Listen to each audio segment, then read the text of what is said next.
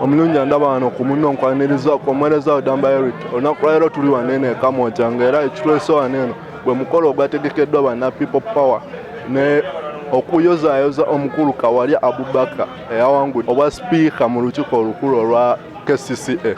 Omukolo guno eno gugenda guli wanene Kamwokya wennyini ng'era tugendagenda maaso tuyingire munda tulabe ebigenda maaso ku mukolo guno naye nga essaawa zineno we tuli waneno tufunye amawulire nti President akyali munda ne Kawalya Abubakar mu lukiiko olutekkiriziddwamu bannamawulire ng'era bagenda eyo bwe banaavaayo awo tujja otandikira tulabe ebigenda mu maaso abagenyi ab'enjawulo boogereko naffe then tujja kugezaako okulaba nga tufuna byonna ebibaddewo ku mukolo guno eno abalungi abandaba.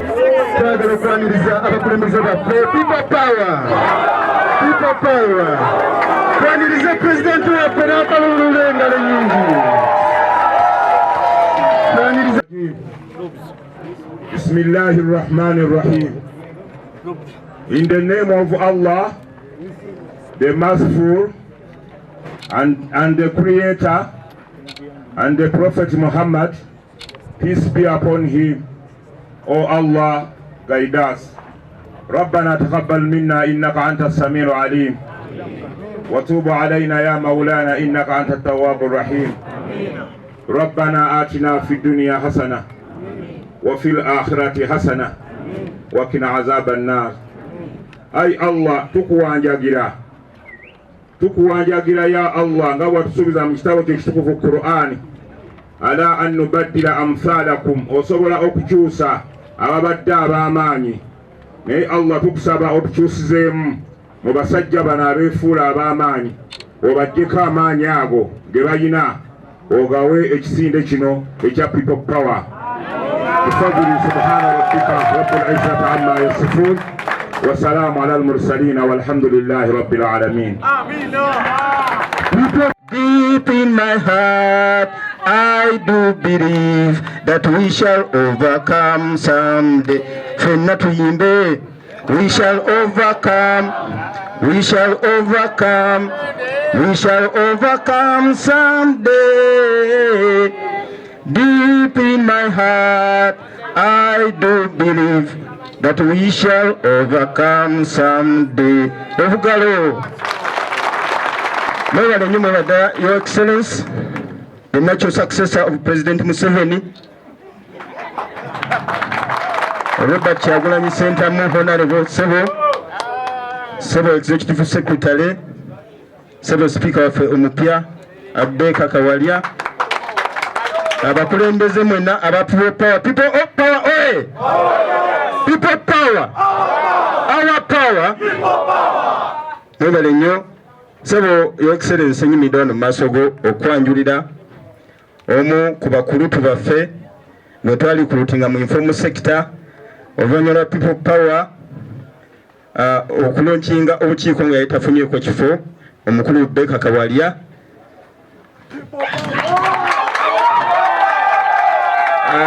abadde akiikirira Lubaga mu informal sector n'abantu ba informal sector we muli wano bannange gye muli. Kakati Sebo Your Excellency nsaba okwebaza omukulu oyo kubanga ali loyo nnyo nti informal sector kyekintu kye banyooma ne bwe twamugamba nti jangu otandikire wano okukola emirimu gya People Power. Rebecca Kawalya yagirawo era abadde very loyo. Ekyo ne tukitwala ng'ekyokulabirako era Sebo informal sector yayisizaamu badepute babiri ku badepute abasatu opposition byayisizaamu yonna. Informal sector yayisizaamu ba speaker babiri Abubakar Kawalya ne Eva Kyazike mu Kampala Central Division. Nsaba nkutegeeze Sebo ekitiibwa n'abakulembeze abali wano nti ebizibu ebyazze bitawaanya obutawangula bwa sipiika obwo tebikwatagana na People Power. Bizibu bisikire byava dda biva ku bukulembeze obutabadde bulungi oba abakulembeze be tulina mu bifo ebiri waggulu ababadde batayagaliza bannaabwe yadde bali mu opposition.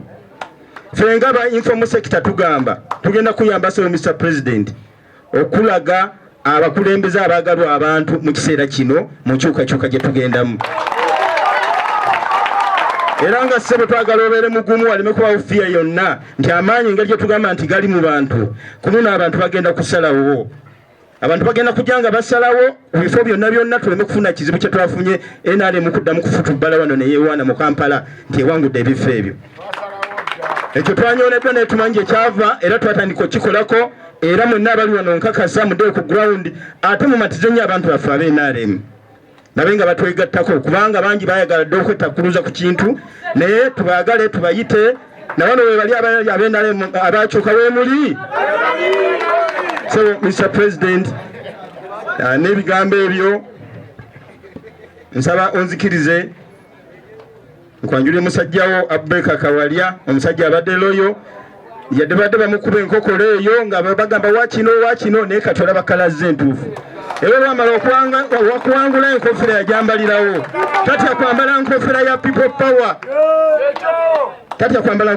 power abasinga bazitya abakulembeze bazambalira wano ne bafuluma ne bakola ki ng'ate abantu betuna okumatiza bali eri.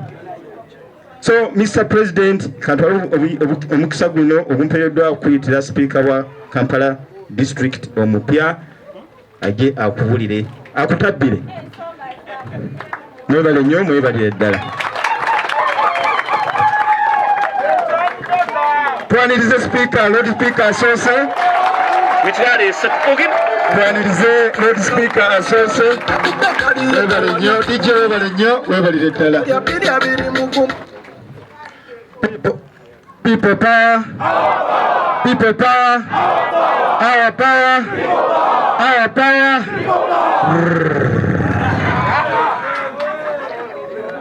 Mr. President, His Excellency Robert Kyagulanyi, aka Bobi Wine. Nsanyuse nnyo kuba nti tuli wano naawe olunaku lwa leero. Abakulembeze ba people power buli omu mu kiti kye nyinza obutabamenya mu bitiibwa byammwe. Bahonorable banange abataddeyo omugongo tulufika nsende tulaba nga at least ekifo kino kijja mu people power kuba tukyeyagaliramu nga banna people power.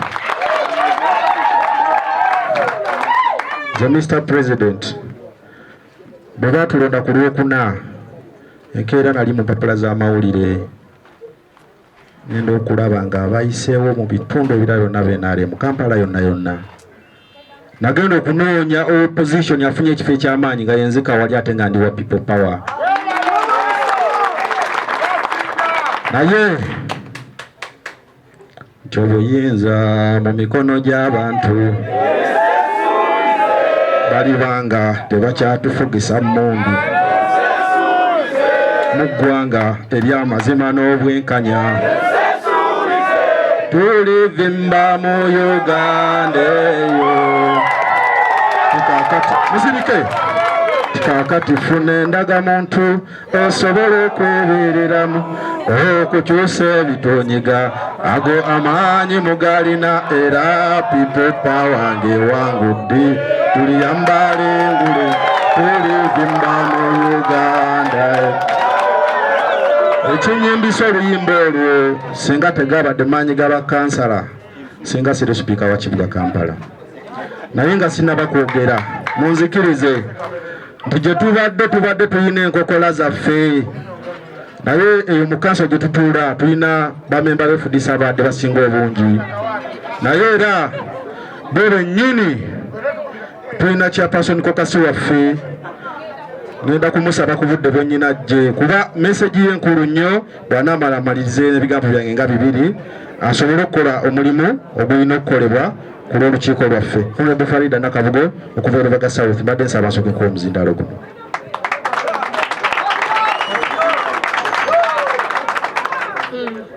Saba President wange gwempulira nga mwagalira ddala ku mutima era agenda okubeera President w'eggwanga lino oba baagala oba tebakola ki oba tebaagala. Olwaleero nnyimiridde wano okutegeeza abantu abamu nti okunyoomerera abantu Katonda nga yabawadde ne bwokola otya abantu bagenda kukulembera eggwanga lino nga mukyabayisaamu amaaso mujja kutwegattako oluvannyuma. Sebo nyimiridde wano nga nantebe wako ka CFDC mu bakansala abali ku authority. Ate munna people power oligino. Akalulu kano akatuyimiriza wano okuleeta obuwanguzi bwaffe twakisuubira ssebo. Twasalawo nti olumala okuwangula akalulu kaffe tukatwale wa mukama waffe President kuba otubeereddewo. Otubeereddewo okulabika nti tufuna obuwanguzi buno era tubadde tulina obuleeta mu maaso go tukwanjulire nti twawangudde. Njagala okukakasa abantu bano ssebo President. Abantu abamu bazze balimba eggwanga lino naye njagala okutegeeza nti embeera etambula mu Kampala gw'osobola wekojjiza engulu. People power banna people power mwe musobola okutereeza Kampala yonna. Ssebo Kampala yonna yalityankalana okuva lwe twalondebwa gw'ogiza engulu. Weejogerera wano banna FDC beegase n'aba-NRM nga bagamba nti aba-FDC bawaddeyo obuyinza eri NRM.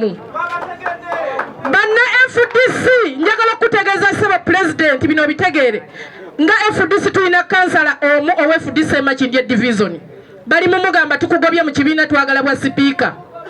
Ssebo President njagala okutegeeza nga ffe banna FDC mu Kampala Central tetulinayo wadde kansala okuva ku LC3 mpaka ku LC5 babagamba nti tubagobye twagala bali ku leediyo bagamba nti twabagobye ekifaananyi ekiri eggwanga kibi nnyo.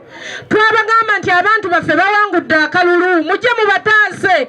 NRM eri mu kulangirira bannamba 4 namba 5 ku bifo by'abakansala abawangudde teri yavaayo. Teri kibiina kyonna kyavaayo kulwanirira buwanguzi bw'abakansala ku LC3 aba-NRM ne babba ebifo byaffe byonna. NRM bw'ebanga mu Central Division yalina bakansala 30 n'okusoba. Bw'ebanga erubaga yalina bakansala 25 muli ku mmeeya w'erubaga mumugamba twagala sipiika amugjewa alina bakansala 12 aba-FDC. N'olwekyo tusaba mwebeereremu nga mutugamba ensonga ezimu. Mugambye mugenda tugoba mu kibiina. Ffe mu kibiina mwe tuli naye tuli ba people power. Ngana mwe bamuba aba-FDC ne mubeera aba people's government. Njagala okutegeeza eggwanga lino tuli ba-FDC aba people power.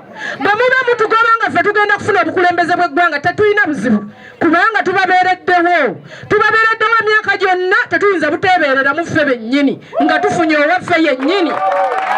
Ebyo njagala nze bitegeere era tubitambuze. Era President tukusuubiramu okubanga tugenda kukola n'omutima okumyula ekibuga tugenda kimyusa. Njagala okutegeeza abavubuka abali wano nti ebifo bazze babitutwalako bwe biti ebibiina biri mu kuleekaanira ffe abayiseemu ba sipiika bali mu kulonda ba NRM ba youth. Abavubuka mwenna mukkirire ku gulawundi mu kuyega obululu mwesimbewo. Ebifo by'abakadde bigenda kulondebwa Ogwokutaano eby'abavubuka n'ebyabalema omwezi Gwokutaano omwaka guno tugenda kuba mu kampeyini ezo. Tusaba tube nga tufuna ku bifo ebyo. Bannange neyanziza ssebo okuyimirirako mu maaso go.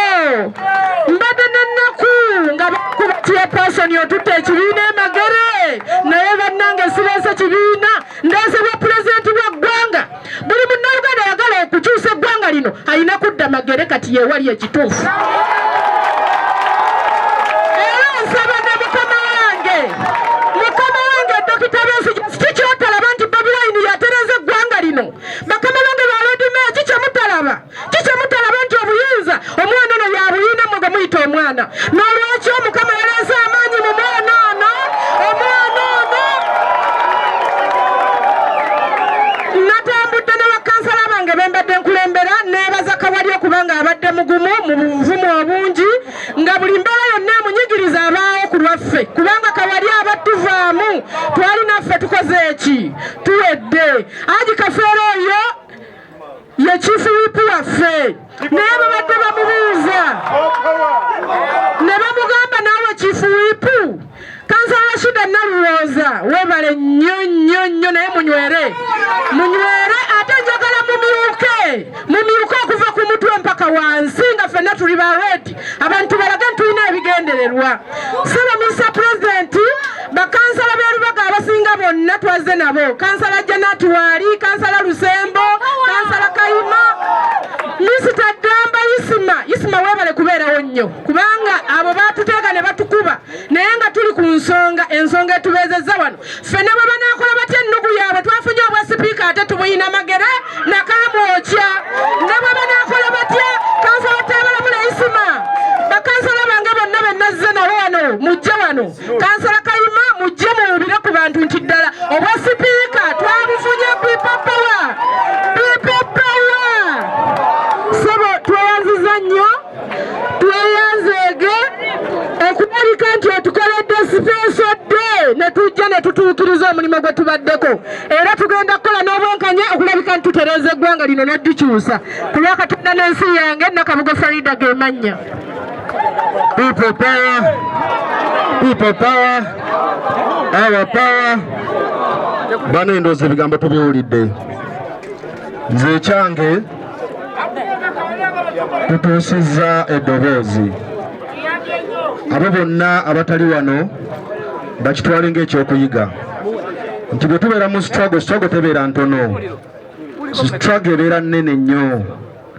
Abantu abamu balowooza bwe bafuna ebifo nga kiwedde, naye mbasaba kino kibeere kyakuyiga nti bannayuganda tebatunulidde ebifo nga bwa sipiika, tebatunulidde bwa MP, tebatunulidde bwa Lord Mayor, batunulidde entebe ya ggwanga, baagala kulaba pulezidenti mupya. Nze sigenda kulumba muntu n'omu, naye ngenda kuwoninga abo abali ku social media boogera kasasiro. Nze ngenda muyita kasasiro nti tunaabalabiranga ku bikolwa so si biki. Bwe babanga ddala b'opposition batwegatteko tunule ensi yaffe. Ate njagala obbakakasa nti okuva olwaleero ne ttiimu gye nnyina wano tugenda kukola buli kimu okulaba nti people power ekwata obuyinza bw'eggwanga. Era kino ekifo sebo Mr. President kikyo. Singa tekibadde kikyo singa siri wano olunaku lwaleero. Mulimu abadde balowooza nti Kawalya anoonya bibye bw'anaakifuna singa ndi Lubaga kati. Naalisaze nenzira ku City Hall kuba ofisi gye eri nnungi nnyo buli kimu bakitaddemu. Naye nyina okujja wano mu ghetto kuba nange ndi mwana wa ghetto. Era ababadde banyumye emboozi z'amalwa ezo nziyita z'amaki bakole ebizimba ensi yaffe bave mu propaganda asusse. Ate ekisinga okunnuma ne pulezidenti waffe bamwogerako babi nnyo. Babi ki? Tubaatulire struggle nnene baleke kugirabira mu buntu butonotono. Abantu bafiiriddwa ebintu bingi. Mulamu waffe vaayo. Era mujjukira wetwali Nakaseke nakaba n'amaziga nga mutabani wange Dani yakubwa amasasi olw'okununula ensi ye. Abantu abamu ne bavaayo ne batandika kubalaata bubalansi n'abali waliwo abateeka ku social media ne bagamba ne bakola lisiti y'abo abattiddwa nga balinga abagamba nti His Excellency yaviirako ekyo nga bo beerabidde nti abali mu buyinza abamu baali nabo ne mu nsiko batta abantu 5,000 okwata obuyinza bw'eggwanga. Ate njagala okukakasa Your Excellency nti buli we batta omuntu omu ffe twongerawo 100. Buli waffe omuntu omu ffe twongerawo 100 n'omusobyo ffe tugenda kunywera. Nze nkugambye era nga chairman Nyanzi bwakugambye nze nali neewe emirimu nga tonnaba kugimpa era ndi member wa informal sector ow'amaanyi nga nze nduumira Lubaga yonna ate nawulidde nti ne Kampala yonna bagenda kuginkwasa era ndi mweteefuteefu okuweereza. So mbasaba nga tetunaakutunulira bifo byaffe tutunulire ensi yaffe. Ensi etubanja abantu basasula emisolo mingi nnyo. Nenjagala mumbuulira abo abatulumirirwa baali bavuddeyo ne bagamba nti abantu temuddamu kusasula misolo. Ekyo kyenjagala abantu baffe bategeere nti bw'otunuulira bajeti y'eggwanga eyisibwa. Nze ndi mukulembeze kati ensaawa zino level kwendiri national bw'esoogera ku bajeti ya ggwanga kiba kibi nnyo nti otunuulira obutabalika 42 plus nga sente eziriko ezisinga obungi zaggula mundu za ofisi y'entebe ey'omukulembeze eremerezaako kugula tiyagaasi naye nga abantu bafe abasasula omusolo babonaabona. era bingi nnyo nkusaba sigenda kutuuza lukiiko na lumu mu kanso nga simaze kujja kwebuuzaako ku butya bwe ngenda bukubiriza.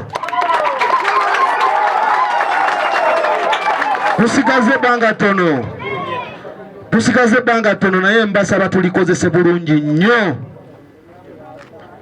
Tulikozese bulungi ki? Nnyo. Tusobole okusitula pulezidenti waffe kubanga ffe tulina okumubeererawo naye asobole okukola ki? Otubeereramu. Bwe tunaamulekera obuvunaanyizibwa tujja kuba tumukoze bubi nnyo. Era njagala okwebaza Your Excellency olwa sacrifices z'okoze zonna n'okutiisatiisibwa kw'oyisiddwamu nga tukimanyi bulungi nti omulimu gwe kuyimba nga nakati tosobola kuyimba.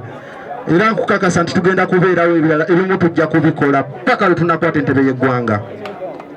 Sigenda kwogera bingi naye kanneebaze buli omu. Nkimanyi buli omu alina kinene nnyo mu struggle eno. Neebaza abamawulire abasobodde okutubeererawo. Your Excellency, nze singa tegali mawulire gano ndowooza oba oliawo ne ku lunaku lw'okulonda nalina okubuzibwawo.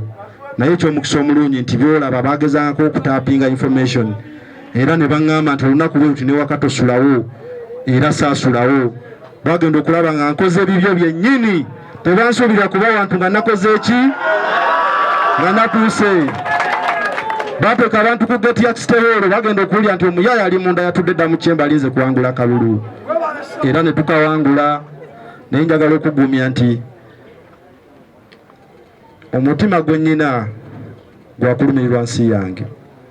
Ebigambo by'oyogera ebiseera ebisinga mbifumiitiriza nnyo era mbyagala nnyo. Era abantu bange abeerubaga bakimanyi buli kaseera sirina mukolo gwe nkola nga People teri ku mwanjo. Era njagala mu Kampala yonna ebeere ennono, e Nakawa, e Makindye, e Rubaga, Central ne Kawempe nga buli wamu weyita People Power, our power. Neyanza nnyo neyanzenge. Omukama Katonda abankuumire. Ssaabasajja Kabaka wangaale naye ng'abantu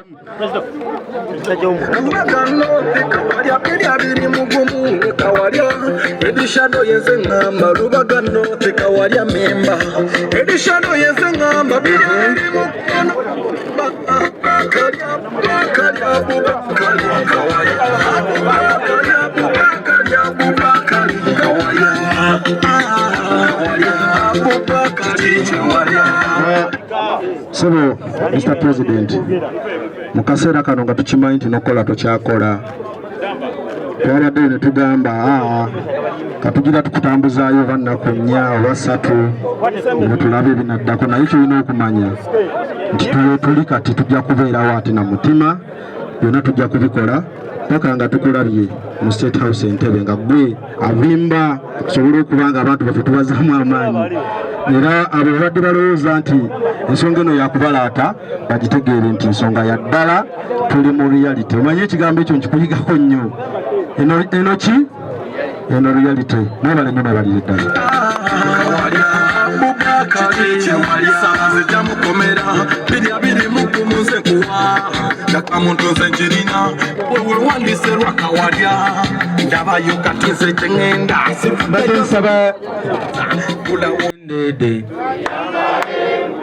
Abalimi nga bafunye akatale nga mu nsi yo olina eddembe tulivimba mu Uganda empya.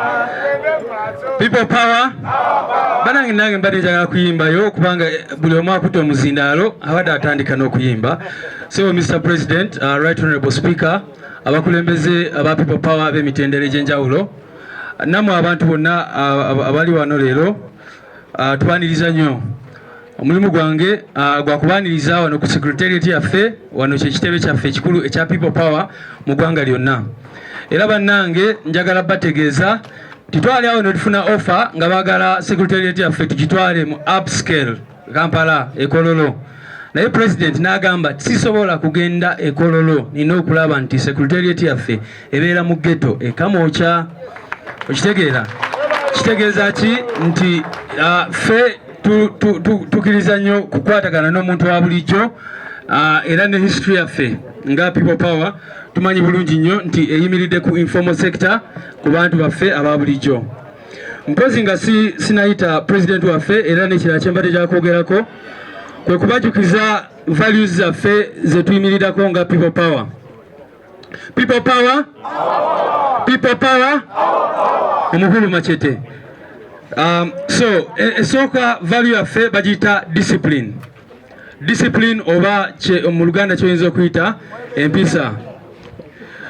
Nti ffe tukkiriza mu discipline nti tuli bantu abakkiriza tulina okubeera ne discipline, financial discipline, leadership discipline, governance discipline n'ebirala byonna. Ekirala tukkiriza nnyo mu reliability. Reliability kyebayita ki? Obwesimbu. Eyo ye value yaffe ey'okubiri oba okuba n'omugongo. Revolutionary leader, the moral leader of our generation, the next president of the Republic of Uganda, Honorable Kyagulanyi Ssentamu Robert. N'obugalo bw'amaanyi mumwanirize basobo ne banyama.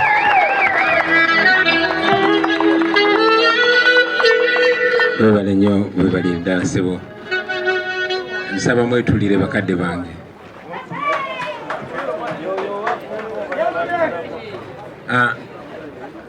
Sebo muganda wange ate Right Honorable Speaker wa Kampala omujja n'abakulembeze banno mwenna bakulembeze bannange mu mitendera egy'enjawulo.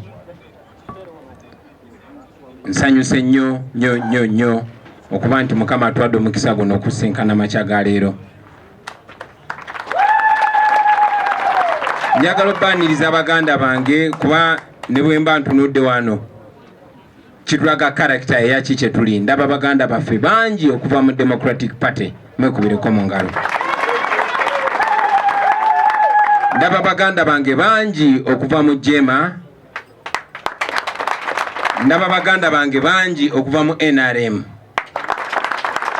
ndaba baganda bange bangi nnyo era njagala obbaaniriza ate mu ngeri ey'enkizo okuva mu FDC. Nabangi abava mu bibiina ebyenjawulo banange nsanyuse nnyo okubalaba. Kino si nsobi nti twesanze nga tuli wano ffenna amakya ga leero. Nkakasa nti Katonda yakikoze. Mwebale nnyo, mwebalire ddala. Mu ngeri y'enjawulo njagala okwaniriza mwannyinaffe mukyala Kyeyune Dan.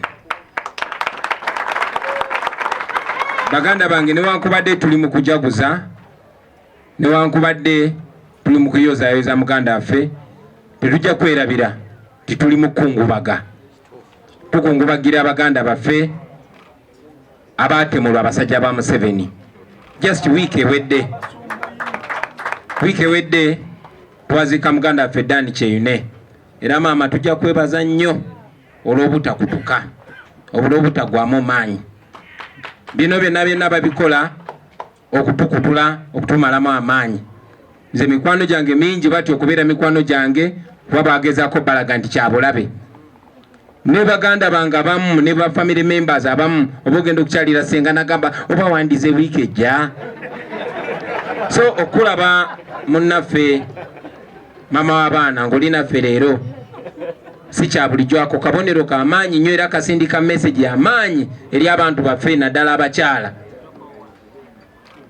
Kya mukisa nnyo nti just lunaku lwakosa gulu twabadde tukuza lunaku lw'abakyala. Abakyala ddala muli bazira, maama oli muzira. Weebale nnyo, weebalire ddala, weetuulire munnange. Ekyo nno kitulage nga sina kye naabagambe kyonna. Tubadde tujaguza obuwanguzi obutono bwe tutuuseeko. Tukyali mu lutalo sematalo. Olutalo okununula eggwanga lyaffe n'obulamu bwaffe. Naffe tubeere nga tusobola okuwangaala ne tumera ku nvi, ne tulera ku baana baffe, ne tubalaba nga bawasa, nga babatikkira, ne tulaba ne ku bazzukulu. Kubanga tulina eddembe okubeera n'ekyo basebo ne bannyabo. Mu ngeri ey'enjawulo era manyi nti si ffenna nti tuli baganda oba tutegeera Oluganda. Nandyagadde nnyo okwogera ne mu Luzungu because I'm very sure many fellow Ugandans from far and wide are watching us. But I want to, in just 1 minute, njagala olunaku lwa leero njogere mu Luganda kuba abasinga muli ba ghetto. Naye ebigambo byange by'Oluzungu nja kusaba Lord Councillor muganda wange Comrade Segirinya ajje mu ddakiika emu yokka abeeko ebigambo byatuusa era nga nja musaba abituuse mu Luzungu tusobole odduwona sebo. People power, our power. Your Excellency, the next President of Uganda, Honorable Kyagulanyi Ssentamu, the Honorable Speaker of Kampala Capital City Authority, that's none other than Kawalia Baker.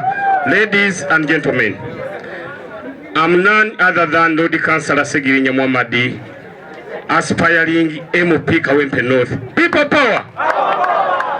It's my pleasure today to stand here to say something when my president is on my side. When the president is on my side.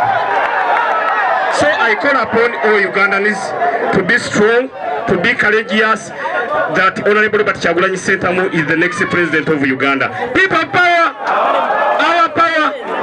Thank you so much, Mr. President. Alumanyi basebo ne banyabo alogedde talogedde alumanyi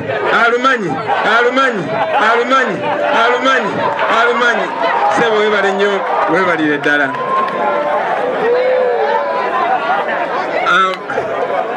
Sebo Right Honorable Speaker, njagala okwaniriza n'essanyu lingi nnyo n'omukwano mungi nnyo n'obwasseruganda bungi nnyo ku kitebe kyaffe kino ekya People Power. Yoga kulika akalulu ne mu ngeri enjawulo njagala okwebaza olw'okuba nti bwe twakusaba weesimbewo wakkiriza ne weesimbawo naye tesikwesimbawo bwesimbi. Njagala okwebaza olw'okulwaninga campaign eri clean ebaddemu obuvuyo bungi nnyo naye fubye okucommunicatinga n'okuteekawo ekifaananyi ekiri positive. Weebale nnyo weebalire ddala.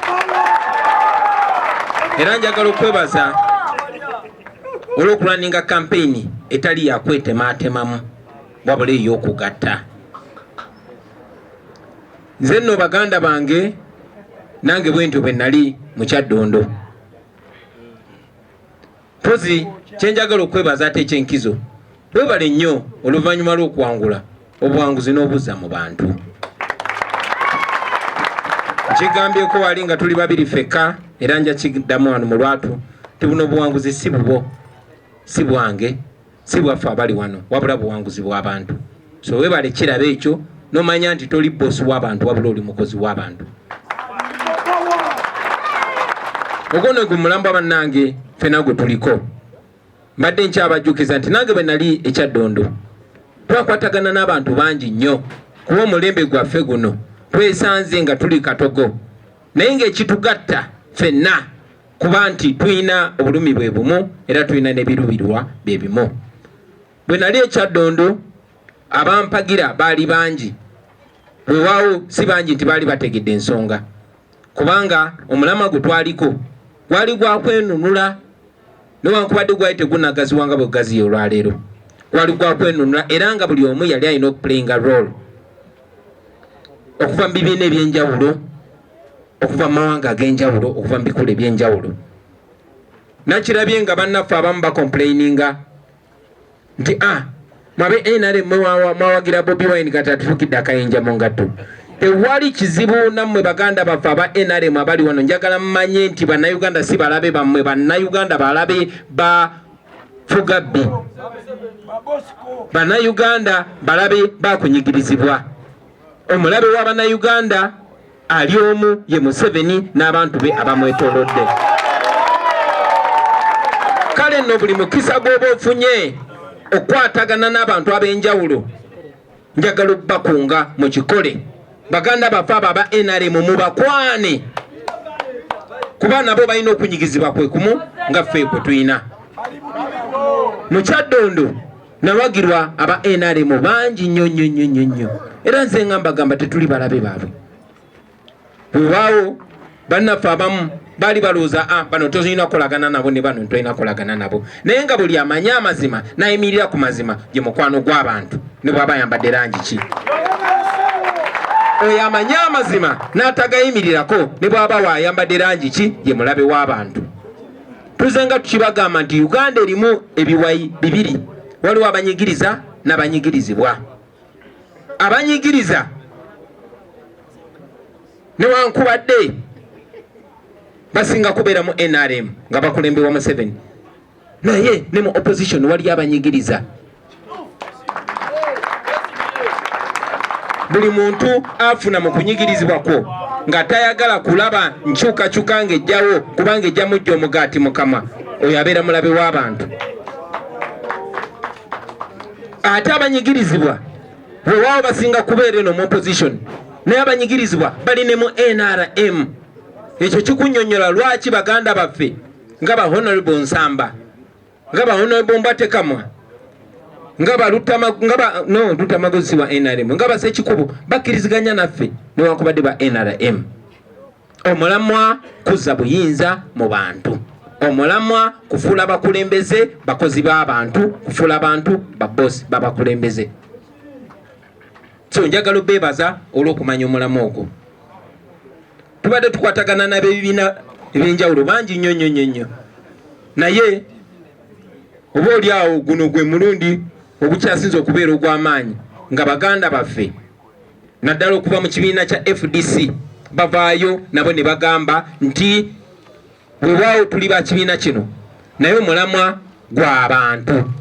Ekyo nno kye kisinga obukulu baganda bange, nakibagambako era nkibagamba olwaleero nti bwe tuba tugenda mu kaweefube ono ow'okwekulako nakyemalira Museveni, ow'okumakinga sure tussa ekkomo ku kutemula kw'abantu baffe, bw'ofuluma mu nnyumba yo, oba oli Muganda, oba oli Musiraamu, oba oli Mukatuliki, oba oli wa DP, oba oli wa FDC, oba oli wa NRM, ezo identity zireke ewaka ojjenga Munnayuganda.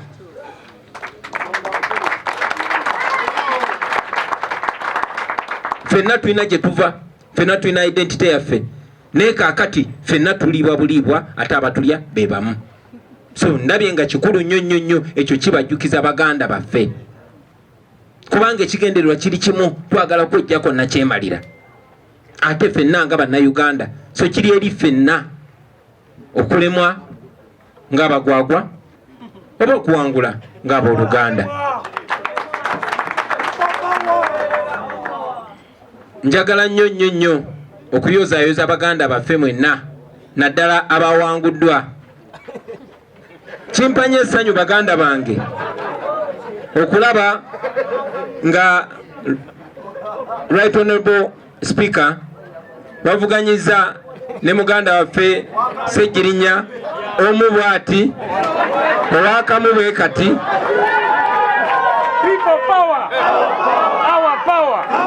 Naye nga ssaawa zino akiraba nti tekiri ku ye, tekiri ku ggwe, wabula kiri ku mulamwa guno. Era njagala okubakunga baganda bange okujjukira nti ekyatulemeseza okuwangula bino ebitundu byonna kubanga ffe abagamba tulwanirira ddembe ate tugenda ne tukyusa ne tulwanirira interests zaffe. It is very sad that some members of the opposition are only concerned about their compositions, about their positions, and they will fight any team that threatens their position. It is sad that many of our so-called forces of change are only interested in maintaining or elevating their positions in the dictatorship. The aim should be putting an end to the dictatorship. Nkidamu mu Luganda nti kibi nnyo ffe abagamba nti tulwana kuleeta nkyukakyuka okulaba nti ate muffe bangi kuffe balwanirira kukuuma bifo byabwe oba kwetereza mu bannakyemalira buno, ate ng'olutalo lwandibadde lwakuggyako bannakyemalira buno. So njagala okubakunga baganda bange eyo muli mwesimbewo okuva ku LC1 paka ku bwa president. Nkiddamu nti mwezimbewo ku buli kifo ekirondebwa okuva ku bwa LC1 paka ku bwa president kasita mubanga muyimiriddewo ku lw'abantu. Nze nakibagamba era nziramu kibagamba nti ngenda kwesimbawo ku bwa president w'eggwanga lino.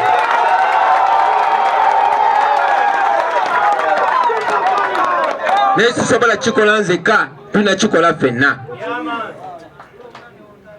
Tuzenga tukibagamba era njaga kibajukiza ti bannange, we are not each other's enemy, and every time we fight against each other we send the dictator on a holiday. Buli tubanga tulumagana ye Museveni wali abaku holiday. So mumanye nti abantu kati bawuliza bigambo birungi bye tubagamba wabula kati batunulira bikolwa byaffe. Ate abantu baffe si badonga, abantu baffe babuufu batulaba. So kino kigenda eri ffenna abakulembeze nti abantu baffe batulaba era bajja tulamulira ku bikolwa byaffe basebo ne bannyabo. Maliriza nga mbagamba nti newankubadde tuli mu kujaguza obuwanguzi buno, n'oluvaano tutandikirewo.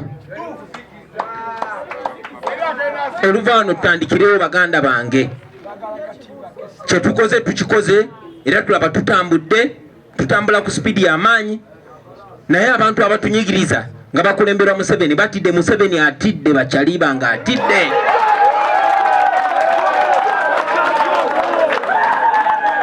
Agezezaako buli kimu n'asiba abaana ne kigaana, n'agezaako obbagulira ne kigaana, amajja ne mugalya naye ne mugaana oddongowala. Kati olunaku lwaleero ali mu kutta bussi baana. Saawa zino twogera naye tetumanyi mbeera muganda waffe Bobby Yanga gy'alimu essaawa zino. Essaawa zino tuyimiridde wano naye baganda baffe bangi nnyo bakyali mu ddwaliro, abawala n'abalenzi baatulugunyiziddwa, baakubiddwa nga tebalina musango. Ekyo tetulina kukyerabira. So buli omu afube buli lunaku olabe ng'olina ky'okoze, olabe nga bw'oba ogenda okwebaka ogamba ya kawefube kati tumwongeddeko, ne bw'oba omwongeddeko katono lazima buli ky'osobola okukola kikole, ate kikole n'amaanyi go gonna baganda bange. Nze nyina okukkiriza mu mutima gwange ng'era abangi ku mmwe tono omusajja tumusobola era tugenda mujjako amazima ga Katonda. Njagala obbeebaza mwenna naddala abaganda baffe abava e Lubaga. Mwebale nnyo, mwebalire ddala, mbalekere n'entanda bannange mufube okulaba nga muteekawo unity nga tugattiŋŋana. Naddala ffe abakulembeze tekitugasa kubanga tulumagana, tekigenda tugasa n'omulundi n'ogumu. Oyinza okuwangula argument eyo, muyinza okkaayana n'owangula akakaseera. Nekiba kizza kawefube w'abaana abantu emiliyoni n'emiliyoni abali eyo abatulaba ku TV, abali eyo mu nsi z'ebuwalabu abawaŋŋanguka, abatulaba nga twogera ne bafuna essuubi. Abantu baffe tuleme balimba na bigambo byaffe wabula tubawe obwesigwa n'ebikolwa byaffe. Tugattiŋŋane baganda bange. Omuntu bw'oba omulaba ng'ebikolwa bye byakugatta banne ne bwe baba bava mu maddiini ga njawulo oba mu bibiina bya njawulo, oyo ye mukulembeze omutuufu. Omuntu yenna bw'oba omulaba ng'ebikolwa bye byakubaawula yawulamu okusinziira ku maddiini gaabwe, okusinziira ku mawanga gaabwe, okusinziira ku bibiina byabwe, oyo mulabe wa nkyukakyuka. Bulijjo tukibagamba, njagala kiddamu kibagamba baganda bange nti weewaawo tukunga abakulembeze twegatte tufeesinge nakyemalira ng'omuntu omu. Njagala mujjukire nti abantu baffe bo beegatta dda. Kati ffe abakulembeze ffe tusibye abantu, ffe tubazza emabega. Bannayuganda batambula sipiidi nnyo. Bulijjo abasanga ne gye tutanatuuka boogera mu ddoboozi lirimu. Abakulembeze ffe tukyalina obuzibu, naye njagala kibategeeza nti bwe munaaba mulemeddwa okukola abantu kye babasaba mukole, bajja basula ebbali bo beeyongereyo. Era naffe nga bwe tusaba baganda baffe tuwuliziganye tukwatagane tugattingane tubeere bumu byonna byonna tubikole nga bwe tutambula nga bwe tugenda maaso. Temumala budde bungi nnyo munteesaganya nga mutudde muteese nga bwe mukola ki nga bwe mutambula. Njagala okwebaza Katonda olwa mwenna era nyongera obbasaba abagumye abase ebirowoozo ebirungi mutwe abase n'ebigambo ebirungi mu kamwa tusobole okubeera nga bwe tukola bikiikirira ekyo kitwagala eggwanga lyaffe lituukeko. Bannange tuziisa abaana bangi. Rita talina gye yali yeesimbye, Dani Kyeyune talina we yali yeesimbye, ne kati abaana be batunulidde ffe, bannamwandu batunulidde ffe. So ebikolwa byaffe birina okubalaga nti birumirirwa. Ekyo bwe tunakikola tujja kuddamu tusinkane nga buli omu ayozaayoza munne kubanga tujja kuba tuwangudde nakyemalira Museveni. Banaye mwebale nnyo okumpuliriza era kambe waggulu nga kuyozaayoza mukadde waffe nga mwenna mbeebasa olw'okumanya omulamwa ne muguyimirirako. Tugende mu maaso nga tutambulira wamu, oba oli wa kibiina ki oba oli wa ggwanga ki, mubuulire ne bakulembeze bamwe.